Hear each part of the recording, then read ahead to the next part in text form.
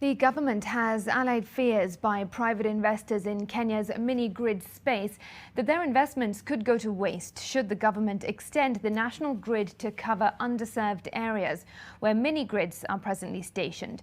According to the Director General of the Energy and Petroleum Regulatory Authority, the draft mini-grid regulations, which are currently being subjected to public participation, provide for private investors' interests to be taken care of. Mini-grids are off-grid electricity distribution networks involving small-scale electricity generation, which target areas that are underserved. We probably have about 3 options.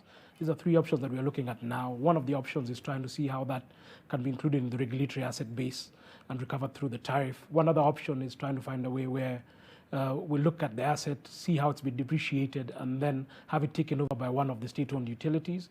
The third option is to leave it to the market on a willing buyer, willing seller basis.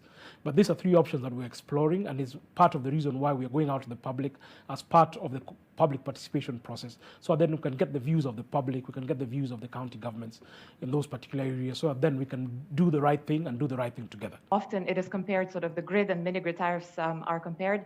I think when this is done, it's important to look at what went into the cost and what support has been received. And when we put everything at the table, if we look at, let's say, whether there has been subsidies, for example, provided for grid extension, if mini-grids were to receive similar type of support, then we would be looking at really comparing the costs on a sort of on par basis.